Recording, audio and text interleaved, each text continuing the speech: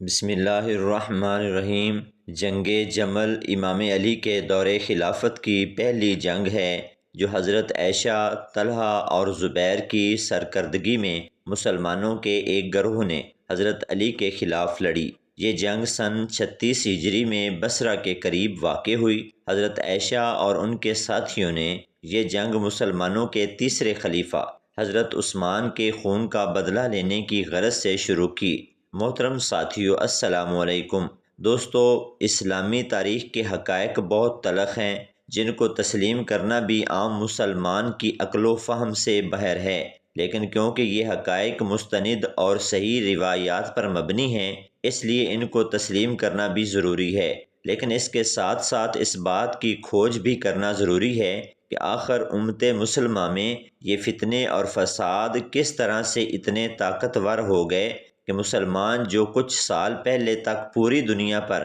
اپنا پرچم لہرا چکے تھے، وہ آپس میں ہی رنجشوں اور عداوتوں کا شکار ہو کر ایک دوسرے کے ہی خون کے پیاسے کیوں ہو گئے۔ اسی سلسلے کی ایک کڑی جنگ جمل بھی ہے جو کہ حضرت علی رضی اللہ تعالی عنہ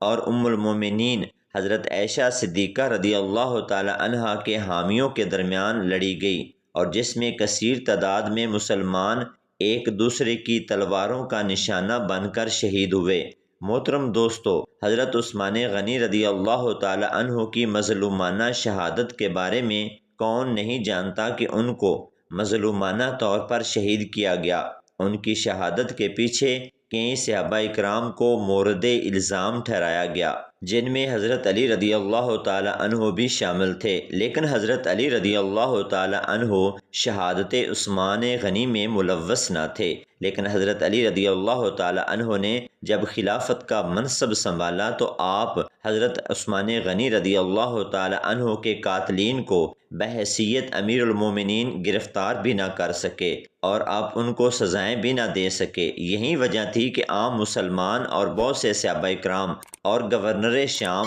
معاویہ بن ابی سفیان کو بھی آپ کے خلاف ہرزہ سرائی کرنے کا موقع ملا، اور یوں آپ کے مخالفین میں وہ لوگ بھی شامل ہوئے جو امت مسلمہ کے اتحاد کو نہ دیکھ سکتے تھے۔ ان کو امت مسلمہ کی ترقی اور اتحاد ایک آنکھ نہ پاتا تھا۔ یہ منافقین کا ایک ٹولہ تھا جو یہ عزم لیے مدینہ آیا تھا کہ وہ مسلمانوں کے اتحاد و یگانگت کے شیرازے کو بخیر کر رکھ دے گا، اور وہ کامیاب بھی ہو گئے تھے۔ جب حضرت علی رضی اللہ تعالی عنہ قاتلین عثمان کو گرفتار نہ کر سکے تو بہت سے صحابہ اکرام جن میں حضرت طلحہ اور حضرت زبیر بن عوام رضی اللہ تعالی عنہ شامل تھے، انہوں نے حضرت عائشہ صدیقہ رضی اللہ تعالی عنہا کے پاس جا کر عرض کی کہ حضرت علی رضی اللہ تعالی عنہ تو قاتلین عثمان کو گرفتار کرنے سے قاصر ہیں اور اس پر کوئی عمل اور کارروائی بھی نہیں کر رہے، تو ہمیں چاہیے کہ ہم حضرت عثمان غنی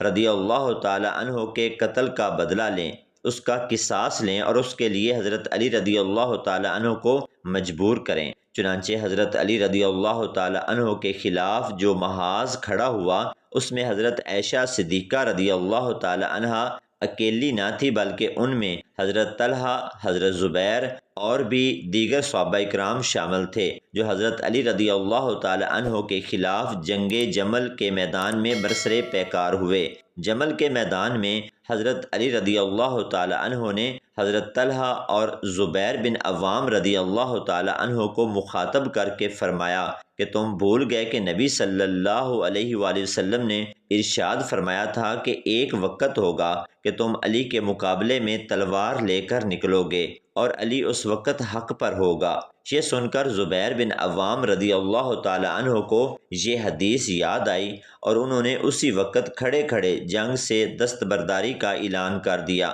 اور میدان جنگ کو چھوڑ کر چلے گئے۔ اس ساری صورتحال میں عائشہ صدیقہ رضی اللہ تعالی عنہا نے انتہائی جرأت مندی سے صورتحال کا مقابلہ کیا اور آخر تک اپنی اونٹنی پر سوار رہی۔ جمل کا مطلب اونٹ ہے اور اسی لیے اس جنگ کو جنگ جمل کہتے ہیں۔ لڑائی کے دوران میں حضرت علی کی فوج نے ام المومنین عائشہ کے گرد گھیرا ڈال دیا تھا اور عملاً وہ مخالف فوج کی حراست میں آ گئی۔ ان کے آدمی موقع سے فرار ہو گئے۔ حضرت علی نے ان پر غلبہ پانے کے بعد اونٹنی کی کونچیں کاٹ دی، وہ بلبلا کر بیٹھ گئی۔ اس کے بعد جب صورتحال واضح ہوئی تو بہت دیر ہو گئی تھی۔ اس موقع پر عائشہ صدیقہ رضی اللہ تعالی عنہ نے علی رضی اللہ تعالی عنہ کو ان کے حریف معاویہ رضی اللہ تعالی عنہ کے خلاف مدد کی پیشکش کی، تاہم حضرت علی رضی اللہ تعالی عنہ نے انتہائی احترام سے ان کی پیشکش کا شکریہ ادا کرتے ہوئے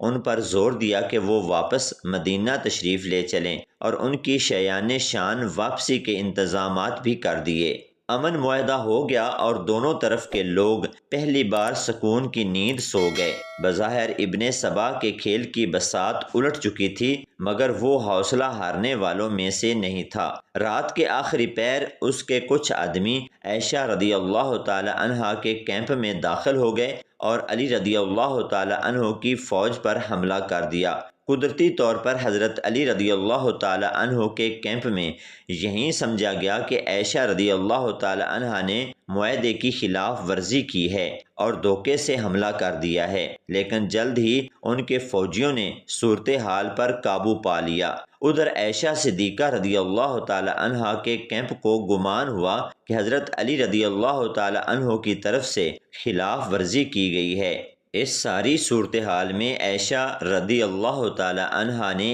انتہائی جرأت مندی سے صورتحال کا مقابلہ کیا اور آخر تک اپنی اونٹنی پر سوار رہی۔ ایسے موقع پر بھی حضرت علی رضی اللہ تعالی عنہ نے نہایت دانش مندی سے حالات کو سنبھالا اور حضرت عائشہ صدیقہ رضی اللہ تعالی عنہا کو یہ باور کروانے میں کامیاب ہو گئے کہ یہ منافقین کا کیا دھرا ہے۔ چنانچہ حضرت علی رضی اللہ تعالی عنہ حضرت سیدہ عائشہ صدیقہ رضی اللہ تعالی عنہا کو نہایت عزت و احترام کے ساتھ ان کے شایان شان سواری کا انتظام کر کے مدینہ منورہ واپس بھیج دیا، اور یوں جنگ جمل حضرت علی رضی اللہ تعالی عنہ کی فتح کی صورت میں اختتام پذیر ہوئی۔ اللہ پاک سے دعا ہے کہ اللہ پاک ہمیں اہل بیت اور صحابہ کرام کی پکی سچی محبت عطا فرمائے اور حضور صلی اللہ علیہ وآلہ وسلم کے اسوہ حسنہ پر عمل پیرا ہونے کی توفیق عطا فرمائے۔ آمین ثم آمین۔